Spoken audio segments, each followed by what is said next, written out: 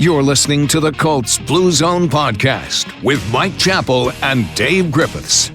Inside the Fox 59 CBS 4 podcast studio, welcome to the Colts Blue Zone podcast, free agency edition, alongside Mike Chappell and Matt Adams. I'm Dave Griffiths. Glad to have you along here. If you're watching on YouTube or on Fox 59 now, we certainly appreciate that, as now we are just technically hours away from free agency beginning. However, so many moves have been made over this tampering period. Agreed to term. Yes. Agreed to terms. The agreed to terms period. And Mike has told us, of course, in the past, how the tampering word is kind of I hate misnomer. Yes. It used to apply, and now it doesn't. But no, it's everything is official. Everything is by the book. So it's a chatting period. It's a hey, do you like me? Yes or no? Well, you can arrange a notes contract. back and forth. Yes, exactly. You can all but Everything. sign the contract. Mm-hmm. Yes, and they do. It's amazing how you're not supposed to have any contact with people, yet deals are done at 12:01 on Monday. Incredible. It's a miracle how that happens. Certainly. But anyway, over the past couple of days, NFL players have been spending their time who are about to be free agents, agreeing to deals with new teams, and that certainly includes the Indianapolis Colts. We've talked about it for the past couple of weeks. Moves that we expected, maybe some moves or numbers that we didn't expect for some of these players, but ultimately, the one thing that has been the overarching topic of discussion for us has been the quarterback, because that's been the one that the Colts have been stressing over the past couple months, and they have a new backup quarterback to challenge Anthony Richardson this next year, and his name is Daniel Jones, former first-round pick of the New York Giants, earned a second contract with New York after leading them to a playoff appearance several years ago. Since then, things have been terrible for Danny Dimes in New York, and you can argue how much that has to do with him and how much that has to do with others.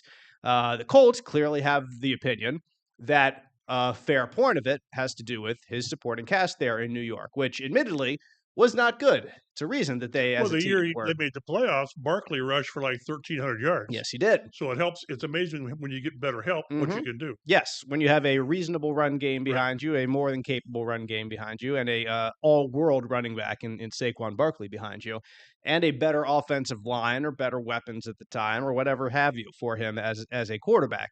Now he's going to come and he's going to be the backup to Anthony Richardson. And what Chris Ballard has said is this is an open competition between the two.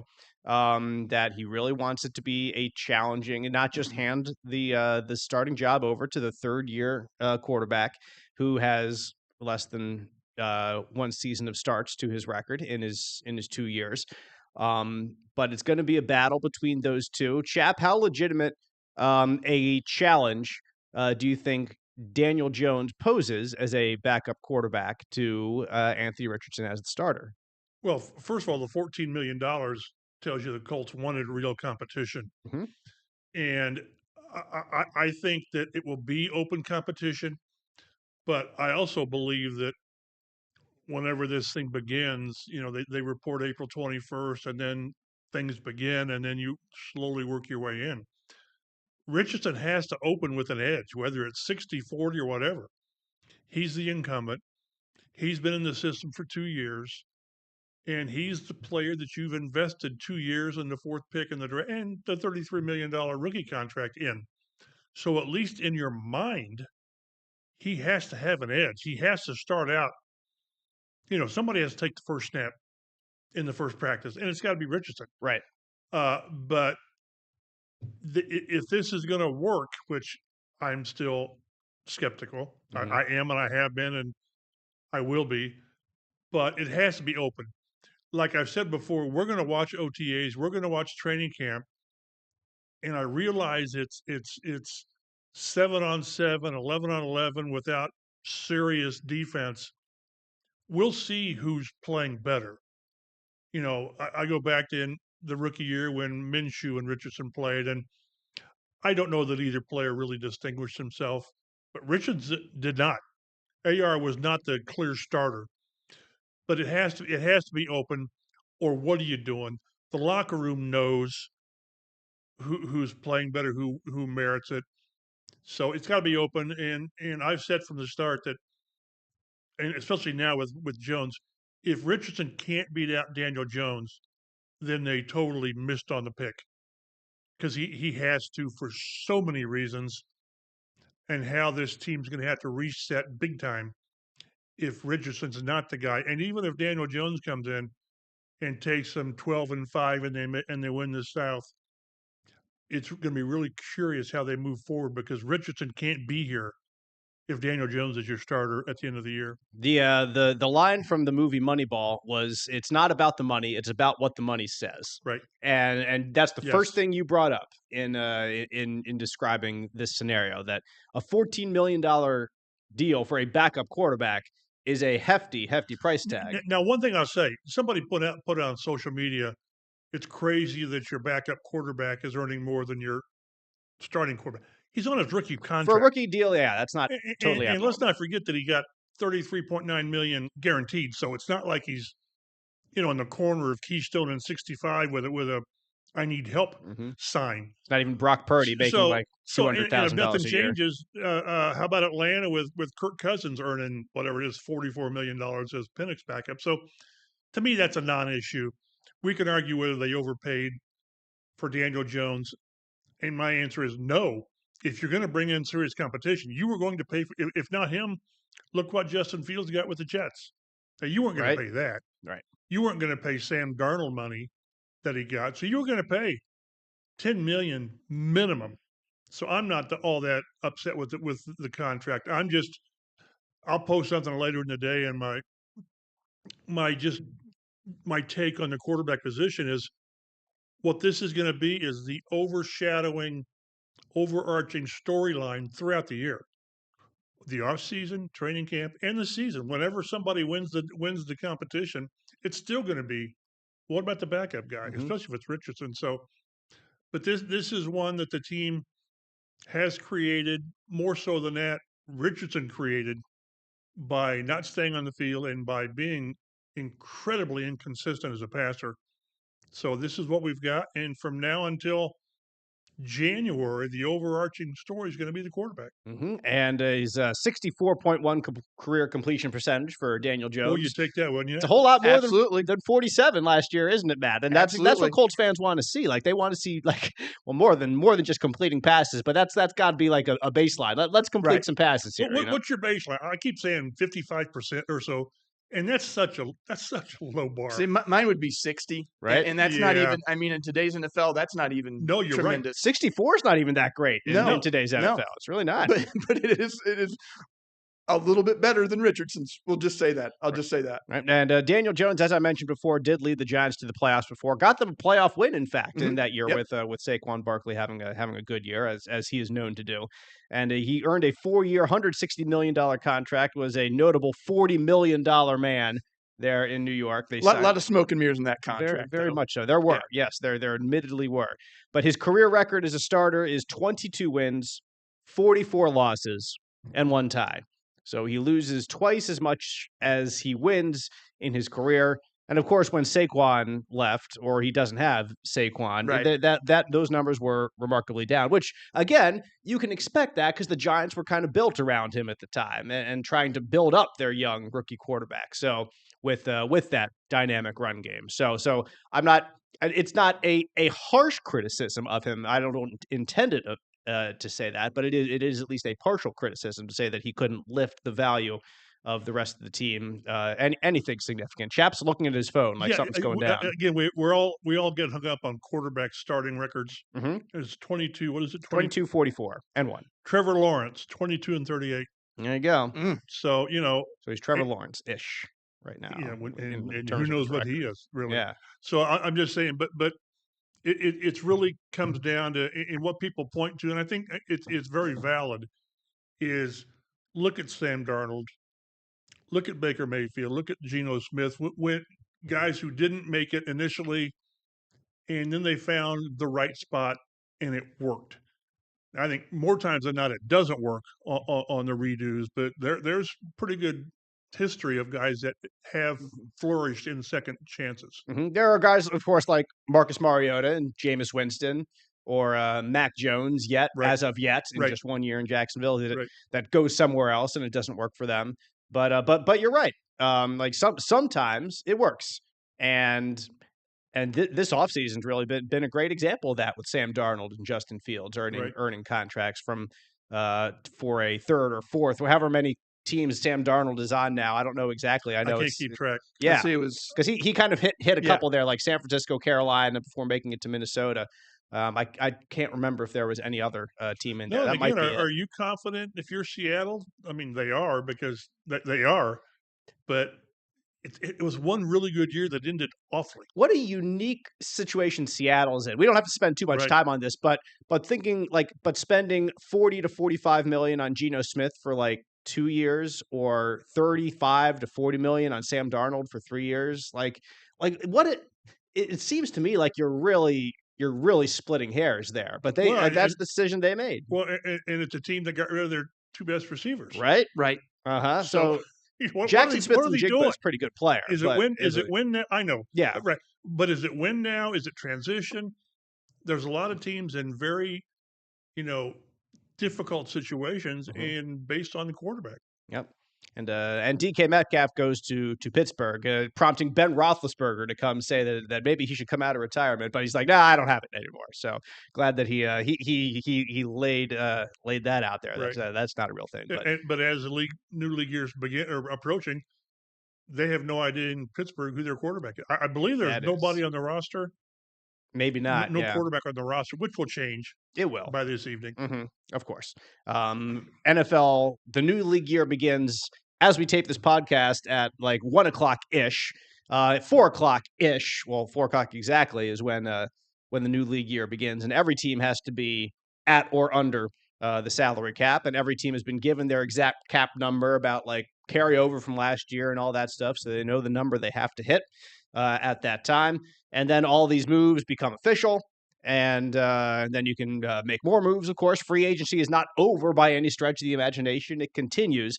But for the Colts, it began at quarterback. It needed to because that was the position that the front office had stressed for so long. And it's a position that I'll bring up what Chris Sims said for Pro Football Talk, NBC Sports, that I saw him saying. Like, he thinks that Daniel Jones's position is a bit tenuous here in Indianapolis, or just the quarterback position in general, because whoever gets the starting job is what he called it, the first guy in line to be benched. And so good point. It can be an awkward situation if no quarterback leaps out front. And the Colts, in a way, you could argue, have set Anthony Richardson up for failure at the worst or doubt at the least, based on if he starts off next year, if he gets the starting job, if he starts off struggling. They start off with doubt in January. Yeah. If he starts off 0-2 and he's completing 50% of his passes, then everyone's going to be like, well, what's going on? And there's not going to be the same type of patience there has been, I think, over the previous couple years. But if Daniel Jones wins the job and he comes out and he's 0-2, completing 55-60% of his passes, and is not that much better, fans are going to be like, well, what's this guy doing here? Why isn't Richardson getting the play? Put AR in, yeah. That's why I said this will be the storyline. I don't care how good Travarius Ward plays. Mm-hmm. I don't care how good Latu is in year 2. This will demand attention. And I'll tell you right now, the quote we're going to get from Shane Steichen whenever in camp or at the start of the season, it will be, this guy is our starter for now. Mm-hmm. It won't be, until hell freezes over. It'll be until, we decide otherwise. So it's just, that's not healthy. It's not. It's because you're always, whether you're the quarterback who, for obvious reasons, you're always looking over your shoulder, is my next interception my last interception, or the team not knowing, receivers not knowing. These guys probably throw totally different passes. So, and there is value in having the same guy throwing to you all the time. That's why once the season starts, the starter is out there all the time in practice. Right. The backup gets no work with the first unit, none. So it's interesting. It'll keep us, glued to it. And as much as you try as a writer or a reporter to spread your attention around and let's talk about the DBs, let's talk about the offensive line, it's going to be quarterback driven because that's where this team is. And I only hope the best case scenario is that Richardson's had a great offseason. He comes in, not only does he stay healthy, but he's completing at least our whatever our baseline pass number is. I'd 55, and again, like Please. we said, that's awful. But it'd be much better. But just that he gets it, because there is, again, let's not forget, there is the best way of putting it is some immaturity to his approach to his position. That's why he got benched 2 games, which still to me is a major red flag. Not more than the injuries, I guess, but it is. But the best case is he comes in and he's the guy. Doggone it, he's the guy. Jones plays well, but Richardson's the guy, and he stays healthy. Worst case is that he's not, and Jones not only wins the job, but then they don't win with him. Mm-hmm. And then where are you? That's worst case. Yeah, and Matt, it seems like Jones really did have to make up his mind about this because he wasn't among the players on day one of the tampering period that the deal came out and said it was done and all that. So like he slept on it, whether he wanted to go back to Minnesota and compete with JJ McCarthy or go to Indianapolis and compete here with Anthony Richardson. So like Chat mentioned earlier, like money probably talks, and I'm sure I can't say I'm sure, but I'm pretty confident the Colts gave him more money. They would have had to probably pull him away from Minnesota, but he had to sleep on the decision to see, should I be a backup in Minnesota or should I compete here in Indianapolis? Yeah, I mean that's kind of what's mind-boggling is I mean, Chap talked about it and you and me talked about it. It was just like we're talking about Daniel Jones and like debating where Daniel Jones is going to go. And I don't think that is because he had multiple options, whether it was just the 2 options, whether it was just Minnesota and Indianapolis or whatever. Indianapolis, I mean, $14 million is nothing to sneeze at especially just for a backup quarterback. I mean, they played Flacco $4.5 million last year, and I think he could have gotten nearly like $8.7 million with incentives or something like that. And so they're almost because Jones with incentives is what, over 17 million? 17.7, I think. Yeah, so almost $18 million, so over 17 and a half in incentives. So that's a lot of money to sink into that position. So I guess when it comes down to it, when Chris Ballard says we're going to have a quarterback competition here in Indianapolis, he wasn't just blowing smoke because they put some money behind that. Yep, the money talks, as I said before. So wasn't it a couple years ago that the Colts had 2 $20 million quarterbacks? Wasn't it Brissett and Rivers were $20 million? One year they were paying Luck, or was it Luck? It was Luck with dead money. But yeah, you're gonna sink money into it, and if you want to look at the budgeting of the roster, you've budgeted cap wise, maybe $20 million in these 2 guys, right? If which is great for a quarterback. Let's be honest. That's fantastic. That's unbelievable. Yeah. So we'll see how it works out. And the thing with Jones is I'd like to know what the Vikings, grunt level was on money, and maybe we get a chance to talk to Daniel Jones in the next week or so. But what went into his thinking? It's obvious, more so in Minnesota, that they're hooked up with JJ McCarthy. They just are. He's their future. Yeah, they spent a first-round pick on him. Right. So he's got to play. Right. Now, there's been talk of Aaron Rodgers maybe going there. Well, that changes. I mean, that would change your dynamics a lot.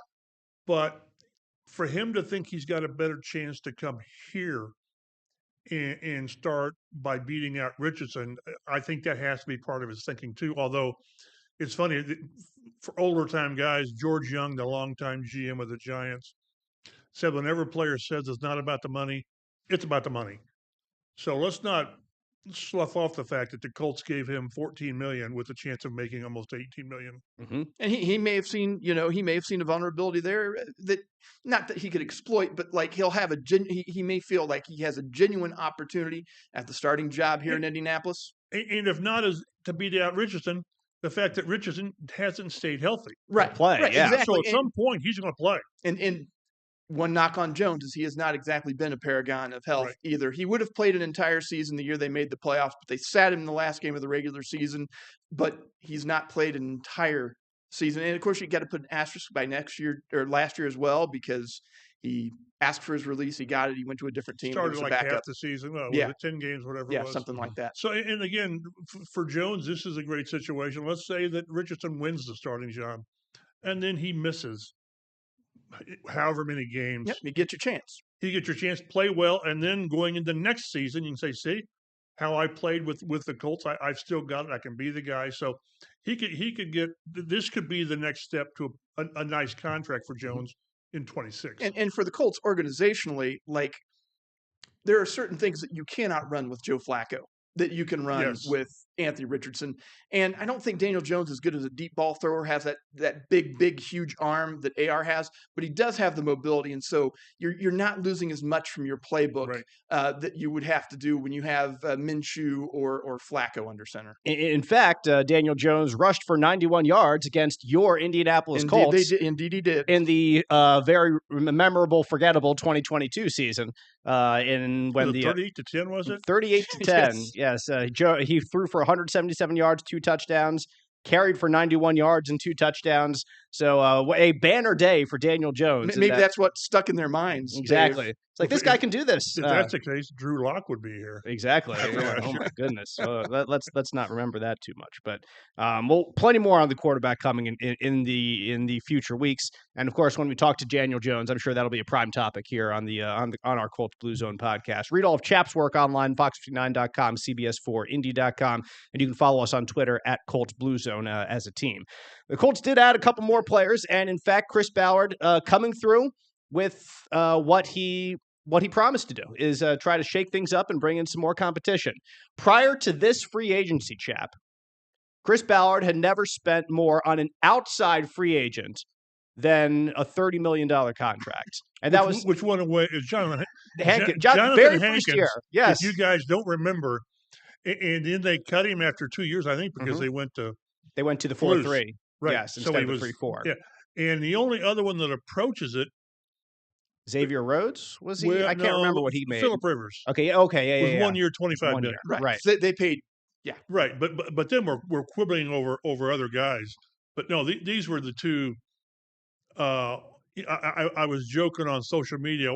What was more unlikely, Halliburton shot or Ballard paying $60 million to 2 free agents? To 2 different free agents. 2 different free agents. I would have picked that. I know. So, but good for him. Good for Halliburton, by the way. Oh, Chap can't get enough of that shot. I was sitting there watching that, and my wife's sleeping on the couch, and I believe I woke her up when I shouted. But the fact that they did this, it's such a change from what they've done. Yes, he told us that I didn't know that he told us he was going to do quite this much, but he did say that sort of he had to kind of re-examine how he's handled roster building.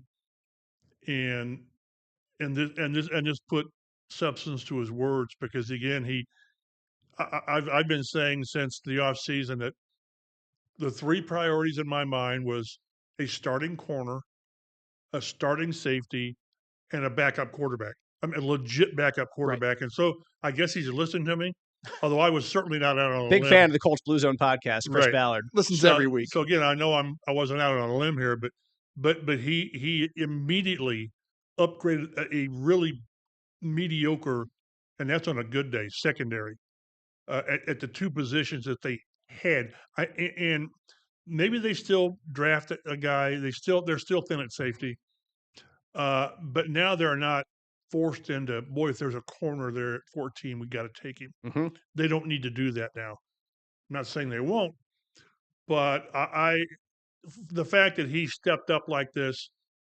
One thing that he always that stuck in my mind from when we talked to Chris Ballard in January, said where, we've got to get to where we close deals.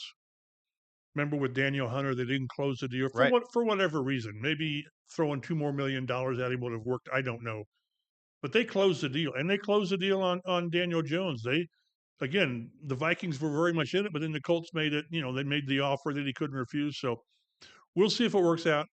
But the fact that they did that, it's got it should have such an impact with Anarumo's defense. And the back end is so important for any NFL defense. Just make the team drive down the field, and if you want to do that, you need a safety or safeties to keep the ball in front of you. And the Colts hope that's what they have out of Cameron Bynum. They offer him a 4-year, $60 million contract. and the length is certainly outside the norm for the Colts in free But agency. they're both given young, the too. 4-year deal. They're They both are. 27, 28. And the other player that we're referring to, cornerback Charvarius Ward out of San Francisco. We'll talk about Bynum first. We'll get to Ward, I promise.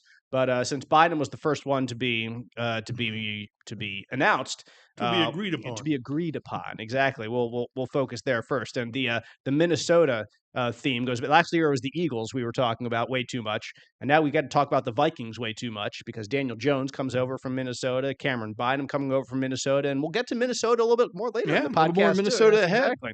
But the Colts needed a safety. Lou Anarumo, like you mentioned, Chap, had strong safety play during his best defenses in Cincinnati with Jesse Bates in particular. But Bynum has played over the last 3 seasons. He's been durable. He's been in the games. He's if you follow some Twitter accounts and Vikings Twitter accounts or whatever, or even during games, he likes to celebrate the good plays. He likes, yes, very much so. So he's kind of infamous for some of the post play shenanigans. Let's hope that those shenanigans are coming at good times during the game. Reasons. But there's reasons to make them. Correct. Exactly. And for 4 years, $60 million, if you're the Indianapolis Colts, you would hope that there are plenty of reasons to celebrate. Again, that's what they needed. They were going to lose Julian Blackman, who has had his moments, but injuries have just been an issue. They just have been. Even last year. Right. Last year when he played most of the games. Right. So you needed someone to pair with Nick Cross, who emerged, and I hope that was a glimpse of what Nick Cross can do, because prior to that, it just hadn't worked. So now you've got 2 young safeties, and I'm not going to compare him to any other tandems they've had, but when they've had an Antoine Bethea or Bob Sanders, that he's the alien in the group. You can't compare anybody to that. But to have people you can trust, Mike Adams. Remember Mike Adams? Oh goodness, yes. I mean, it's amazing when you get strong play from safeties. What it does. I think I said that the stat is that the pass defense gave up 69% completion percentage last year, 3rd worst in the league. Yeah, they just pick the team apart, and that'll play into to the next guy we talk about. So Biden's one. Charvarius Ward is the second, a 3-year, $60 million deal. So a little bit of a pay raise. Some sites had him ranked as the top safety. I think the Athletic had, or a corner, and the Athletic had him as the 6th best free agent prospect overall. It's pretty good. He's had some good seasons. Last year was not quite as good. He had some personal issues with family off the field. He also only played in 12 games. Some injuries hampered him. But 2 years ago, had a tremendous year in San Francisco. Fantastic season. Had 5 interceptions, played at an all-pro caliber level, and is a Super Bowl champion. He won a Super Bowl with the Chiefs early on, the 2nd year of his career. A guy who was a undrafted free agent out of he went to high school in Mississippi, and I forget where he started off at a community college in college. So he has picked himself up from the ground up to make it here, to make it to multiple contracts now offered to him in the NFL. But the 49ers were in a place where they had some players that they couldn't afford. Everybody, they're trying to sink some money into Brock Purdy eventually. The Niner fans will not recognize that team. No, they won't. The change has been incredible. Mm-hmm. Like it's similar to a couple years ago when they let go. Well, they not let go, but when they traded Buckner to the Colts, when they were trying to change some things around and make their way for Jimmy Garoppolo as their quarterback, and some of their could have been better. But they're kind of in a similar scenario right now, trying to shed off some old contracts and go elsewhere. How would you like to pay Brock Purdy $50 million? I wouldn't like that too much, but I certainly wouldn't. Exactly. It'd be nice to have that. Some Colts fans, I think, would say it'd be nice to have a problem like that. Better than the problem they're in. One of the rabbit holes will go down. But so many people thought that Brock Purdy was a system guy, and he was so good because of the people he had around him. Well, we'll see, because they're taking everybody. They say, "Well, let's see what you got, bud." Mm-hmm. So, but again, that's their problem, and But again, it just shows you the quarterback thing just drives everything for most. I saw something where over the last 6 or 7 years, the only quarterbacks to reach the AFC Championship game are those elite guys, Burrow and Josh Allen and Lamar and people like that, and Mahomes. Yep. So you get the guy, keep him. Yep. And You get the guy, you have a chance. right. I And don't care how bad the rest of the team is. if you don't have the guy, you don't have a chance. It Right. seems like that. That's what the results seem to say. It's not complicated. It really isn't. But a cornerback can certainly go a long way in limiting the play of a dynamic quarterback on the other side of the ball. Think about the impact Stephon Gilmore had Mhm. his 1 year here. Absolutely. And Ward, he likes to go by Mooney, by the way, a childhood nickname. So if you hear Mooney Ward, that's what it is referring to. But Ward slots in with the cornerbacks, and Matt, we've heard Chris Ballard say over the past couple of years, I like my guys in the secondary. But I think all of us have expected this move, I think, over the last 2 off seasons, and now they finally get it, signing a veteran guy. We've not exactly been pounding the table for it here on the Colts Blue Zone podcast, but in some ways we have been. It's just like, go get a veteran safety, go get a veteran defensive back, and they just refuse to do it. And like Samuel Womack was a nice story for the Colts, but he was a late waiver claim, for him. And so they didn't go out and approach anybody to bring him in. I guess I don't know whether or not they actually, went out, but like they didn't bring anybody in, certainly from the outside. And this is just, not what I heard Ballard say things were going to be different this offseason, but I'm not sure I had convinced myself that was going to be the case this offseason. And then, here we are. The Colts spent big on 2 positions of need. They've got a new defensive coordinator who should be able to employ those guys to the best of their abilities. I think, is it an A++ offseason for the Colts? Definitely a B, definitely a high grade B for me. I'd give it an A-. And again, it'll depend. It'll depend on how Jones does, I guess. But Richardson's got to be the guy. But at least they've taken those steps. Right, because we've not seen him do that in the last several seasons. Right. And again, he told us too that in January and again at the Combine how the secondary has to get better. And again, you can like your own guys. There's nothing wrong with liking what you've got. But that doesn't mean, they say they like their tight ends. Yeah, okay. And we saw what we got from them, right? I know. So yeah, this is, and what this does, it allows, Juju Brents to not have starter projections on him. Mhm. That's what you want. I mean, he was a second round draft pick. That's what That's what you draft him for. It's a start. Second round draft picks are starters. Right. They simply are. But he's missed more time than Richardson has. And just imagine, if he stays healthy and injuries aren't an issue, that's a pretty good top 4 guys when you include Kenny Moore and Jalen Jones. And Jalen Jones has been up and down. I mean, really. But was he a 7th round pick? 7th round pick. Yeah. They've got what you expect from a 7th round pick. Right. A ton of production from their 7th round pick. So what it does, it sort of gives you the pecking order where you really want it to be, although ideally you want the outside starters to be Ward and Brents, and then Jalen Jones to be your 4 with Kenny Moore as much as they play nickel being out there. So it's really encouraging, and Anarumo must just be beside himself with this. And I haven't checked your outline. I apologize. I didn't either, Chap. But okay. to lose Dio is huge, but to get the back end settled is encouraging. And one thing I'll say real quick while we're talking about these 2 guys, these 2 massive contracts, what the Colts have done this year, another deviation, is they've backloaded these deals. Yes. Which they hardly ever do. Right, because they want to sort of pay as you go. Right. But that's why they're top in the league in dead money in the NFL. They have the least amount of any team. Correct. For the least amount of dead money. Javarius Ward, I believe, is $9 million against the cap, and Bynum is $7 million. So almost a Raekwon Davis. Correct. So that's massive, and it's funny how social media said, well, that means they're really targeting Trey Hendrickson. No, I don't know if they were ever have been in that sweepstakes, but it allowed them to go out and get Daniel Jones, which is a $14 million hit. But it gives them flexibility, and they'll make some more moves. They will. They restructured Braden Smith. We don't know what normally restructuring means. You just move money around. With it, means he took a pay cut because he's got 1 year to go. I'm curious to see. Sometime today, we'll see.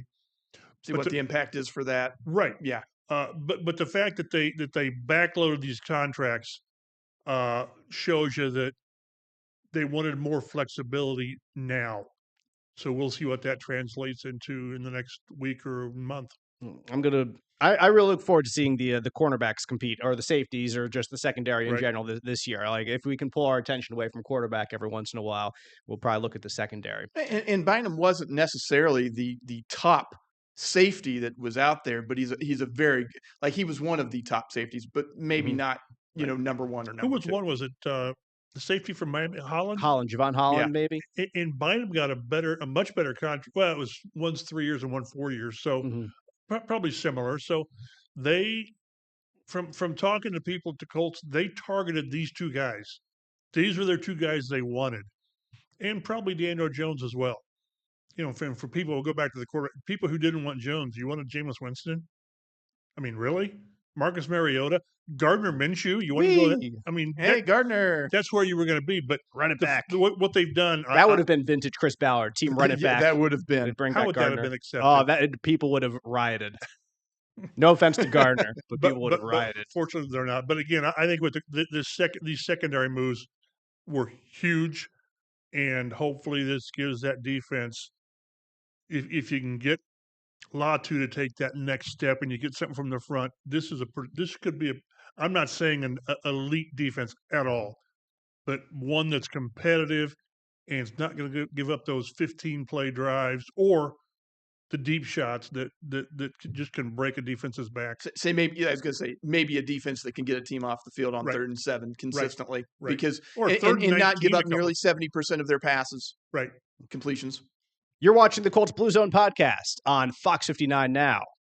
Let's shift over to some other moves that have the Colts losing players instead of gaining players. They released Raekwon Davis, which freed up about $6.5 million in cap space, and that was 0% surprising. I think we've talked about that a little bit. I was going to do a photo rollout on him, but then I tried to think of an impact play that he made during the season, decided not. I don't even know if they have any photos. He got 2 mentions this podcast. That's probably more than he got since they signed him. Exactly. They brought back special teams ace, wide receiver Ashton Doolin, Dave's breakout player of 2021 on a 2-year contract. Doolin did score a touchdown in the first game last season against the Texans on a nice long pass from Anthony Richardson. Good catch and run.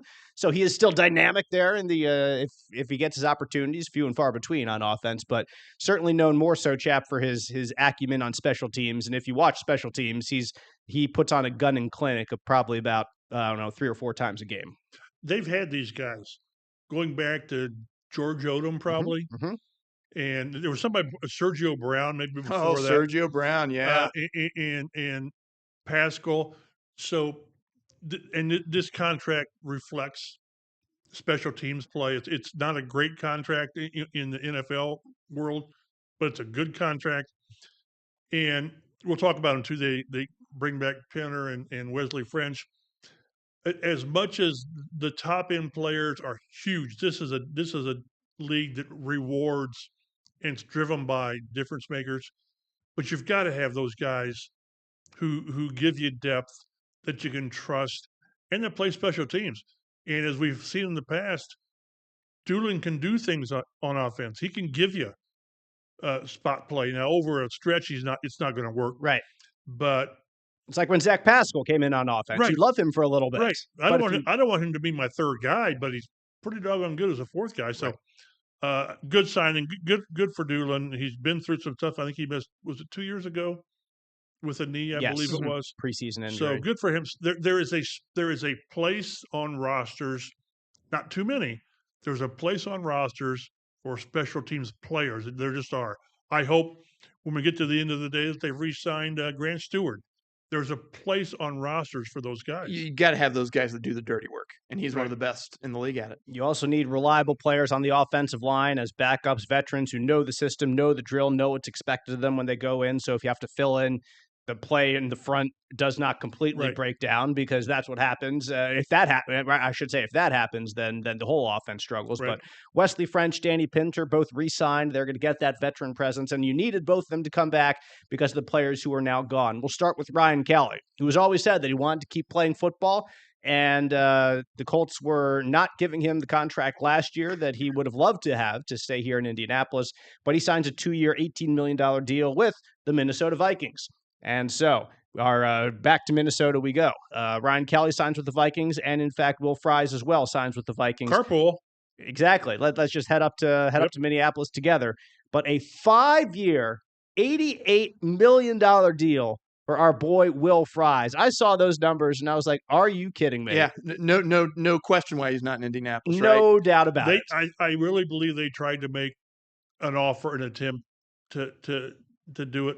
They wouldn't even approach. What was it? I don't know what 5 for 88 is. It 17 or so. That when I was talking with somebody with the Colts, they thought he was going to get 14 or 15 million a year. Yep. And good for him. Yep.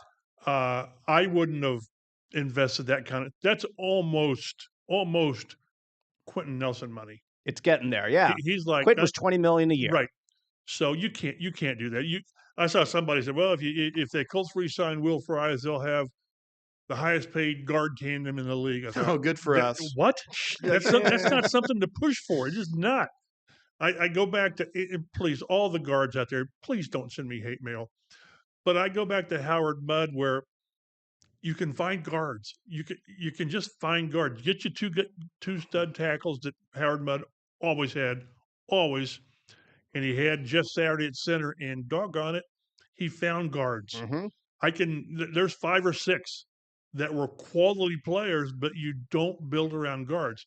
Quentin Nelson's an aberration because of where he was drafted, and you re-sign him. But you can't have 2 top-tier paid guards. You can't do it. I want to point something out that you just briefly referenced, and that is the Colts had Jeff Saturday. And that's perhaps one reason why they could go between guards and guards and guards, because they had a reliable, knowledgeable guy in the center that was directing the traffic and making sure those 2 guys next to him knew what was expected of them. The level of play that Tanner Bortolini has to play with this year has got to be higher, has got to be better, because Ryan Kelly did set a standard over the past decade here in Indianapolis. Even if his performance at times lagged waned a little bit. But I don't think I think last year he had a pretty good year. I thought so too. But a couple years ago, yes, there were times when I think specifically he was struggling with injuries. I don't want to put that past Ryan, that his play definitely suffered on the field. However, with him gone, the gauntlet has been thrown for Tanner Bortolini this year. It really has. Expectations, like he needs to raise the level of his game. I know he was drafted to do this. This is exactly what the Colts eyed when they drafted him out of Wisconsin in the 4th round last year, that Ryan Kelly's tenure in Indianapolis was coming to a close. So how much has he learned over the last year? How much has he grown over the last year? How well does he know this offense right now? He can't be leaning on Quentin Nelson. Nope. No, he's got to take charge. Right. Like, the center has got to take charge and be the leader. And Quentin will know what he's supposed to do for sure. Right. But if it's going to be Matt Gonzalez next to him, say, for example. Which it probably will be. Exactly. I think so. Unless there's maybe another free agency move to bring in more veteran competition. Let's use that word out there again, that wins that starting job. But without Ryan Kelly, it's going to be different in the interior offensive line, at least for a little while everybody gets up to speed. So we'll see how much Tanner Bortolini has it down pat, because I think without Ryan Kelly, it's certainly a guy who, for the offensive line, has been a leader in the room for the past decade, but also for the team, because heck, he's on the NFLPA's. I forget what it's called. Executive committee. Yeah, but he's a leader in terms of players in the NFL, not just here in Indianapolis. Right. So the void that Ryan Kelly leaves is a big one, both in terms of play, in terms of organizing the offense, and in terms of rallying the team as well as being a leader. So somebody has to step up. I'm not saying nobody will, but I am saying that the void is there that has to be filled. And again, you don't want to overplay the leadership, the locker room and all that, but it's huge. And there's a lot of guys on defense, I think, whether it's Zaire, whether it's DeForest, whomever. But offensively, right now, it's probably Quentin Maybe. who I'm not sure how boisterous he is. I think maybe he's more by example. Mhm. Ryan Kelly was more. He was the leader. He just was. He was. Yep. He was a natural captain, and you have to replace that. So it's one thing to go in like Bortolini and play whatever his starts were last year, 5 or 6 starts Mhm. in spots, to being the guy. And we talked about Gonzalez. I think one thing that was important to get out of the way is Braden Smith is coming back for at least one more year. Mhm. I think Braden's going to turn 30, I think it Mhm. is. So he's not old by any stretch. Right. So to get him back at right tackle, if he's back and he plays well, then maybe you extend him. I don't know. We're not there yet at all. But that's going to push Gonzalez into right guard. What that does, it creates who's your swing tackle. Mhm. So you've got, Blake Freeland has been here.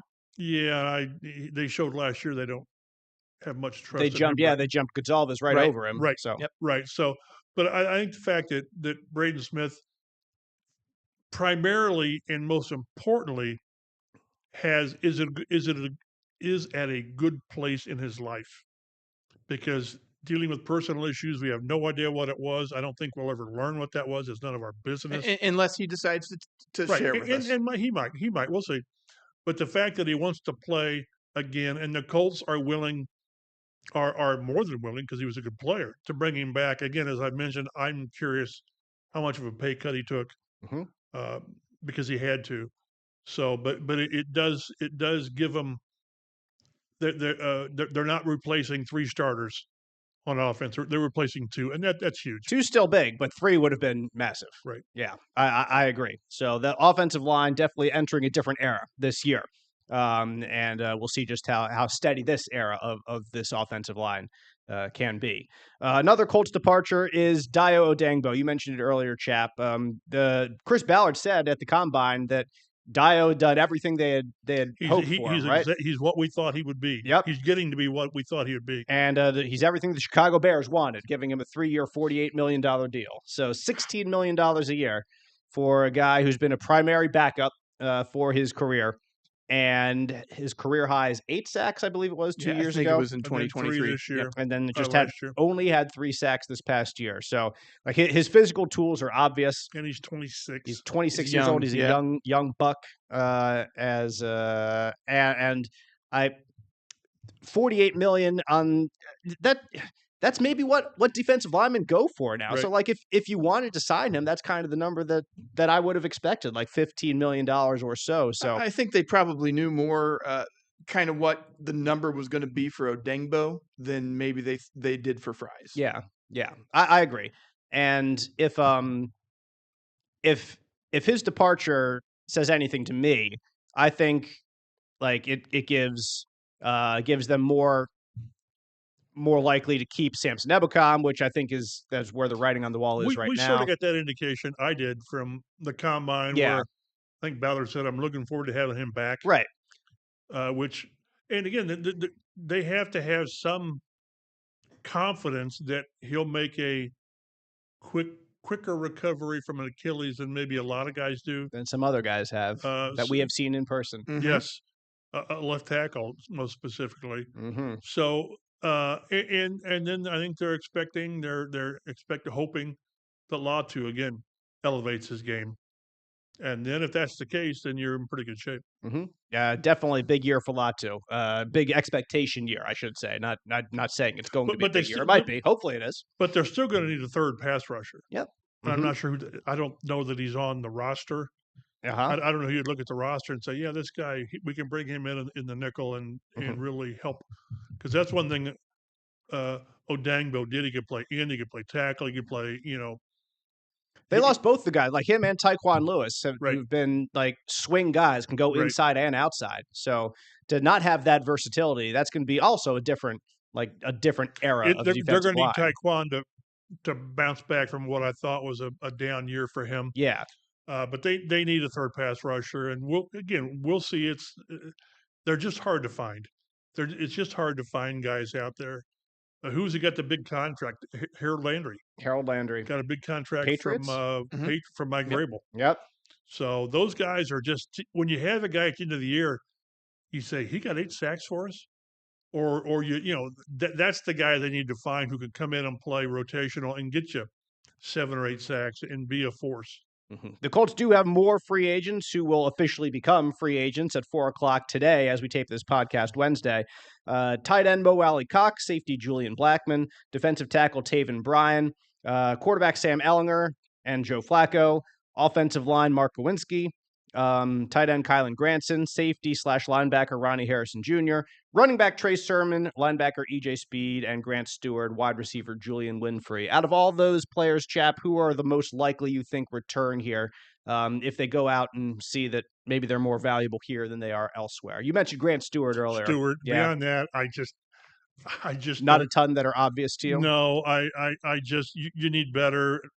For whatever reason, they've liked Taven Bryan. I don't.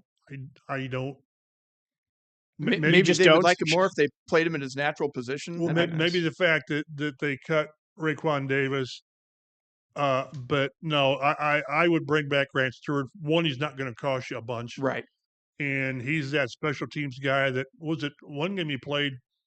Have 19 tackles. Yeah, he can fill in admirably at linebacker. Again, you don't want 2 months of it, but those are the guys like Doolin that are so important. I'll be very, very surprised if Stewart does not come back. Yeah, I think I agree with you there. I know that they like Stewart here, and the other names. I'm just thinking, okay, everybody keeps overlooking Mo Alley Cox, our guy at tight end. I know he's not. Is this finally the year? I know. Is this finally the year that he goes elsewhere? I'll say it again, and I've said it before that what he does is valuable. That being a blocking guy is valuable. But looking at what the Colts did last year at tight end, just how the lack of production they had top to bottom, you can understand kind of an overhaul at that position, which would mean he him come leaving. back here after talking to him. He wants to have a chance to play more and do more. Not play more because he played a lot, but to do more on offense. Would he come back here with the understanding that he's sort of the sixth offensive lineman in a lot of sets? I don't know. Right.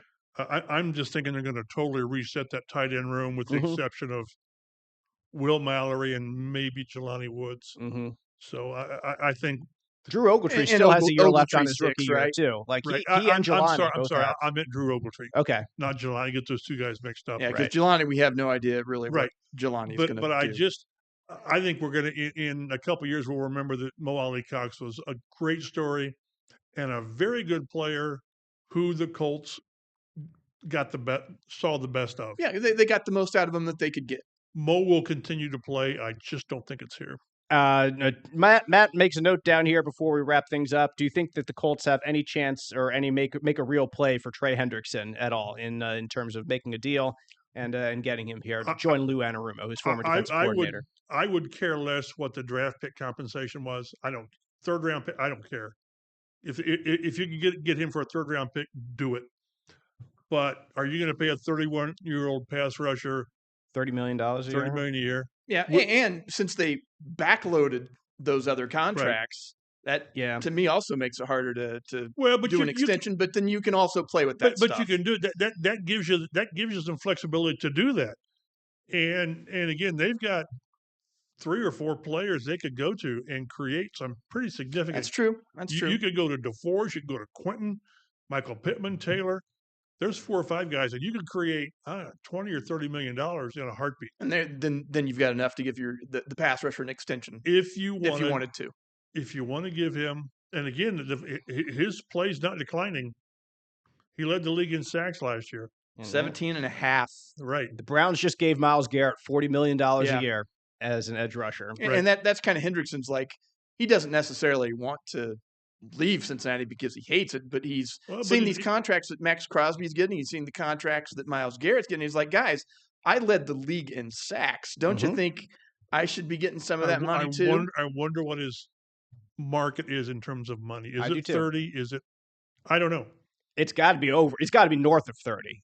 First of all, I've got to think it is. That would really say something if the Colts did that and gave him, because again, whatever the numbers are, $35 million or whatever, so 2 years, $70 million.